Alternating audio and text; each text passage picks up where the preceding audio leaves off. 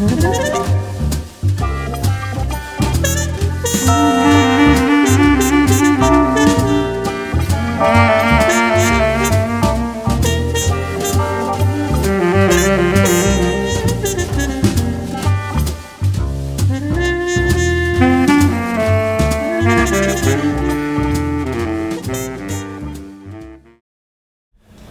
film had so many different things, you know, debutante, you know, that whole experience, which we don't have in Vermont. But has anyone been a debutante or been to a coming out? No, that too is not like Vermont. It was weird. Yeah. And very, it's very classist. Mm-hmm. Even more than racist, it was classist. I think you're right. Yeah. So he was saying it's very classist, you know, and actually, when we heard that the dresses cost $15,000 up to $30,000 per dress, that's pretty amazing. And in that the average income for Laredo was $40,000 a year, and somebody's dress could be $30,000. So how do you pay for something like that? And certainly, you know, you don't pay for it if your income is $40,000 a year. That's absolutely true. So I think that when one of the girls said that the parade is for everybody, and that's true. That's where anybody could participate in this celebration. And I don't think it was brought up in the film, but in the description, this is a month-long celebration. So they're doing a lot of different things, and certainly, you know, this film talked about the ball and the dresses. And, you know, one of the things that struck me was the sewing and, you know, the craft and the creativity that we have in Vermont. You know. It's sort of like Mardi Gras in some places. That's what it reminded me of. Mm-hmm. And actually, when they were Rio de Janeiro or someplace like that, these over-the-top costumes for one night or one day. And it reminded me of that too when they were giving out the necklaces, the beads. Again, we don't have that in Vermont.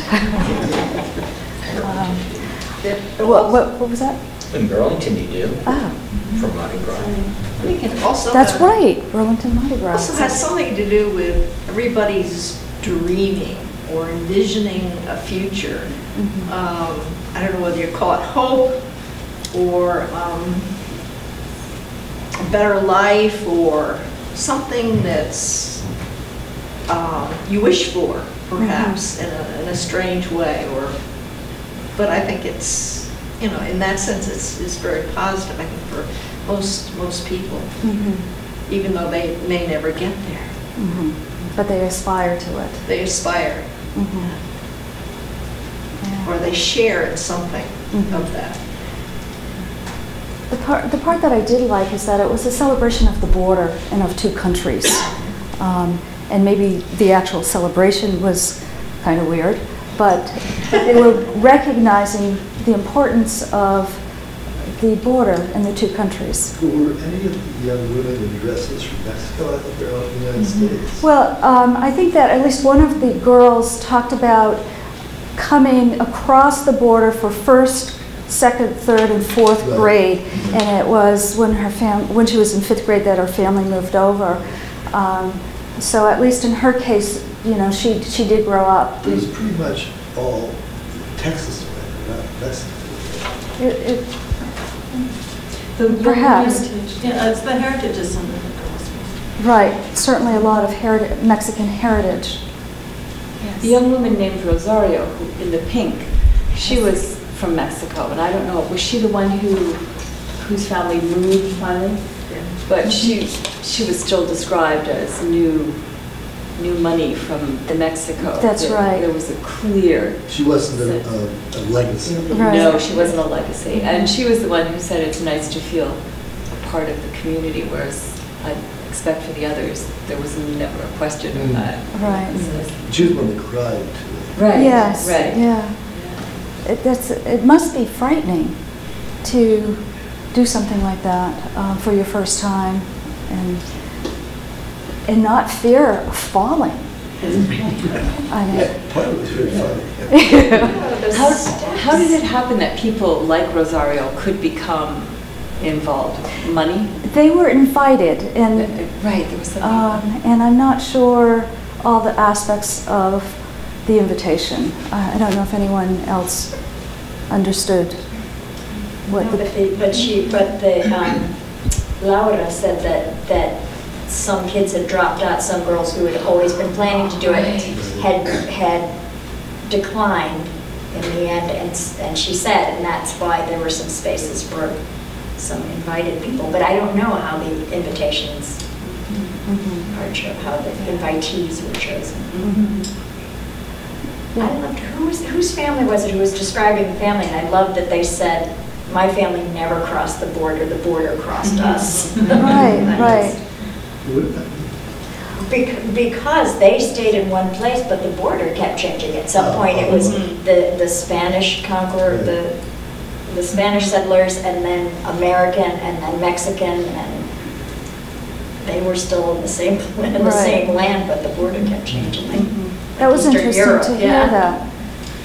Yeah. Mexico had the same thing. They go to bed one night Mexican, and wake up the next morning American. Because the border has changed. Yeah, because New Mexico becomes America, as well. Before while I was trying to figure out what type of panel we could have for this movie, and of course it didn't work out, I actually was thinking about the Vermont-Canada border. And so we've had a lot of French Canadians in Vermont, and what that experience is, and how it would be the same and how it would be different. And certainly, it's not a celebration like this, and I don't think that we celebrate George Washington. But I think that, having French Canadian and Vermonters have family on both sides of the border. Some are in Vermont and some are in Canada, and the language quite often is spoken, like the French language is spoken both in Vermont and Canada. And I'm not sure about some other experiences, and maybe then I was thinking what type of celebrations or French things are now celebrated in Vermont. Well, we just had the Cajun Festival. Talk about that. Well, I guess there were some musicians that came up from Louisiana down there in New Orleans, I guess. And I did go to it. They had a dinner with Cajun food, and then they had a little demonstration in the two-step dance. And then we had all the guys lined up on one side and all the girls on one side, and everybody had to go find a partner. And most people who came with a partner looked for their partner. So a few of us girls had to dance with other girls. But that's fun too. But so it was, it was French, and I think it was Canadian French that went down to New Orleans, but here it was, a little bit closer. And one of the things that I think about, all of my grandparents and my mother were born in Canada, and so I have a little experience, but I didn't grow up in Vermont. I grew up in Maine, and so my relatives came to Maine to work in the mills, and I think that's probably what happened in Vermont too. That a lot of Canadians came, certainly to Barrie to work in the quarries, and perhaps other mills around the state as well. But in the town that I grew up, there's a paper mill, silk mill, shoe mill, and that's what brought the Canadians, and that's what brought my family over. And the thing that we celebrate here in Vermont and also in Maine, is the tourtière, which is the Canadian pork pie, and that's what we have at Christmas time.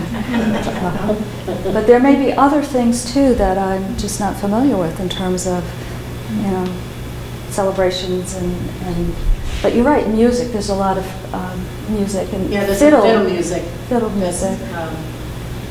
There used to be the Berry Festival, and that was multicultural, and that was actually fantastic while it lasted. We used to go to those celebrations because you really you just could exchange your cultures in many different ways. And RSVP several years ago put together a cookbook of all the immigrant populations in Barre, and that's a great cookbook, and it has historical pieces in it as well. But, so that's different than this film. Yeah. The thing I've been wondering about is obviously most of Laredo doesn't have that kind of money. Being invited to that event is a huge deal. But to be sitting there, lining the parade route, watching these elite people come by, and somehow applauding them, knowing that you're never going to be there. I mean, I can't think of anybody in Montpelier who could come up with that kind of money and that kind of thing to do that kind of event. And people would line the streets to see them. I mean, I think Miss Vermont comes to the Montpelier Parade every year, and I could care less. It just boggles my mind that people will line up to see the elite, quote-unquote, elite come by once a year. Well, one of the questions I had with Chuck Pizer at Vermont Public Television is, does Montpelier have a celebration like no other community? And I said, the 4th of July parade is the longest one in the world. It does seem so. It seems that way. And that's right, and it's on July 3rd. So I don't know if any of you can think of another, perhaps Vermont celebration that's different than any other in the world, besides the Black Fly Festival in Adamant. We have the Adamant contingent. Strolling of the Heifers. Strolling of the Heifers in Brattleboro. Right. That's new though. Yes. Right, that's not a historical celebration. But the thing that this builds on, they just mentioned it once, that's what I thought this was going to be about, is Quinceaños, which is every girl at 15 has the big coming out party. So this is just a grander version of that. So the concept is already there for everybody. Your daughter is going to have a big event, big dress, the whole bit. Not like that, but right. You're going to spend money. You're going to spend, $15,000 regardless of what your class is. That's a big thing. So this is just a bigger version of that for those with lots and lots of money. And that's what I guess. I mean, I would guess why it continues on with Mexican Americans is they've taken over this Washington thing, but it's just a bigger version. Quinceaños. And that just reminds me of bar mitzvahs and bat mitzvahs. Right. Well, it's the same thing. It's coming of age, you're now marriageable, you're out on the market. Yeah. That's what it is. Right. So other coming of age experiences with different, so we certainly have bar mitzvahs and bat mitzvahs here in Vermont. Are there other confirmations for confirmations? That is one thing. I was thinking the Catholic Church was definitely involved here. They went to Catholic schools, and the French Canadians are also primarily Catholic. And I did think about confirmation at one point when I was trying to think about what this movie how it could relate to Vermont. But this celebration didn't seem to be religious at all. I mean, it was a political more than right, definitely political more than. But I wouldn't be surprised if the Anglos were mostly Southerners. So you have the cotillions as well. So this might have just been a frontier version of that. We got money now, we can do what we used to do back home. Right. No, I think you're right. We'll just tie George Washington into it, and it's. And Eli Whitney, I mean, it was the people that they bring. I mean, there were some political folk there, like Nancy Pelosi, and I'm wondering who. Somebody Texas had that. Well, I know, that's what I was thinking. You actually saw Nancy Pelosi right there, and I didn't see George Bush. I didn't see George Bush, but he visited. So there's some kind of a political influence there of some sort. I bet you when George Bush was governor, he showed up at this thing. Oh, yes.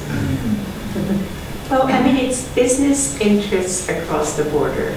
I mean, that is what it is, and then you celebrate that, and it's coming out with the girls, and you know, but it's making these business ties, and you could just see it in the faces of the people that came together.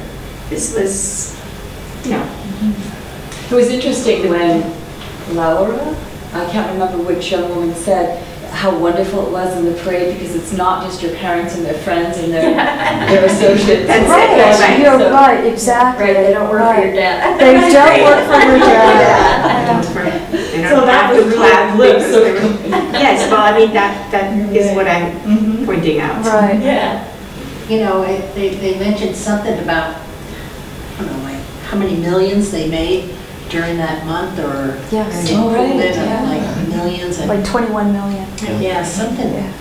And I could see how the politicians would just take, I mean, I don't know, but I would guess there'd be a lot of politicians in there, I would think, to, you know, that's where all the people are, and they want to make their name a little more known, they'd be in the parade as well.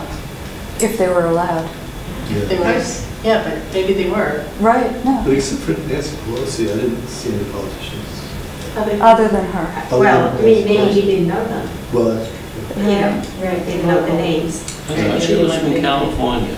But from I Texas. was really struck by the difference between these young women in their 100-pound costumes sitting on these wagons or floats or whatever, and the people who came out to see the spectacle. I mean, you know, talk about the 1% and the 99%. It was so, it sort of made me sad, and I can't say that these people looked terribly happy either. I mean, they came and gawked kind of, but it wasn't.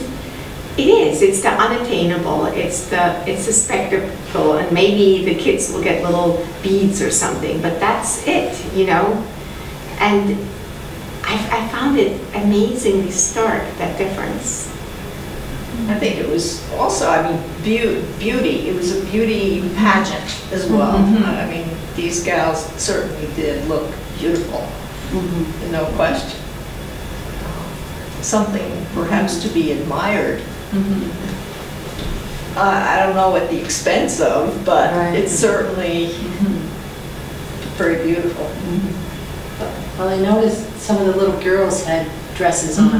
You know, maybe they just got dressed up on that day, and that might, you know, maybe that was kind of a special dress that their mother made for them, for, you know, they bought for them. Maybe, you know, they weren't as much money by any means, but, you know, you still came out in your dress to be seen. I also noticed that alongside the young children grabbing for the beads, there were a couple of men too. Right. So the beads were special for a lot of people. And the candy, and they were out there just like, the adults were just trying for the candies. I think one of the messages definitely is the economic difference between perhaps regular people from Laredo, Texas, and across the border, and the people who are celebrating, who are in the Martha Washington Society. Well, I wonder, I think it was Rosario who talked about coming from a family where she was raised by a single mother, and she that. And I wonder where she got all the money. Because she made it sound like it came from strapped circumstances. Right. But wasn't she the one that also had a relative's dress from like 15 years prior? So she didn't have to buy the dress. That was that was Laura. She was that was Laura. She was somebody else. Oh, right. Yeah. Yeah. I didn't think had a... She already had a coming out party at 15. Right. And that was that huge portrait in That's that right. house, and all of the, certainly all the furniture didn't look exactly like they were hard up. Right, that's right. But I think what she was saying is that, in fact, I think she said so. She said, you know, everybody thinks I have such a great life. But then she talked about not having a dad, and I think that it was sort of saying, you know, money is not always everything. Right. you know, because you can be really lonely and you may have this 100-pound dress, but it doesn't bring you the dad back, or doesn't fill that hole that you have, you know, and that I found interesting. But it's got to be difficult to live, what I kept thinking, to live on that border where there are gangs and there are the drug cartels are just so strong in that area. It must be really hard to raise a family there and to be a family living there and children there. And the girls talk about traveling by car to their school with their drivers. I mean, with their chauffeurs. With their drivers, she said. She said drivers, and I'm wondering if they were also somewhat security guards, because you think that would make sense. daughters of really rich families might be targets. Yeah. Yeah, that's a good point. I hadn't thought about it. I mean, she didn't say anything about it. She didn't imply that, but then in talking about the drugs stuff. Well, one of them talked about the drugs and the drug cartels in Mexico. Nuevo Laredo. I gathered that she's all it wasn't that going on. Right, but still, they're still traveling from Mexico. They're still traveling across the border from Mexico to United States. Yeah, but so they're back and forth. Yeah, I was wondering just how great is the drug trafficking problem in Laredo itself? Like the girls did say there was like nothing to do there. Right. Yeah. But then but she said she liked it. Yeah, I thought it was going to be a complaint. And then she said she liked it. So you think of groups like the DAR, you know, I mean, the Society of Martha Washington is like the DAR here, or something else, some of which, like that, the invited girl who was presented here, she's not going to be a member. I don't think she'll be, that Rosario can become a member of, I think she of the couldn't pass Martha it on. Washington. She would just be by invitation. That's the implication I got. Right, for this Only the landed year, for this wants to have event. legacy. She can't have a legacy. Right, like the DAR, you can't join the DAR if you're not. From the boat. If you came on the boats that some of us came, that some of our families came on, wrong boats. Wrong boat, wrong level of boat. Well, it certainly has given us something to think about and talk about. Interesting. What an amazing. So how did this film come about? Why? I don't know. It's part of the Independent Lens series, so I really am not sure about why. I could look it up, though. And get back to you. You know, I'm surprised. I don't remember ever seeing this like on the news. You'd think this would be a big news, like CBS or NBC. Okay, this is the day. Because I never heard about it before. And it seems like it's a big thing. Well, maybe it's on Maybe the down news there. regionally and not Maybe it's down in there. New England. Like how many people in Texas have heard about the Black Fly Festival? Well, you know what, it hasn't been going on as long as the Las Marthas. There are people in Texas who don't know where to find Vermont on the map. That's right. I mean, there's certainly a lot And they of don't people. feel their life is less for. That's true. They don't know what they're missing. So how many people have been to the Black Fly Festival? Okay, there's still more that can go. That's right. So do you have a date for it for springtime? No.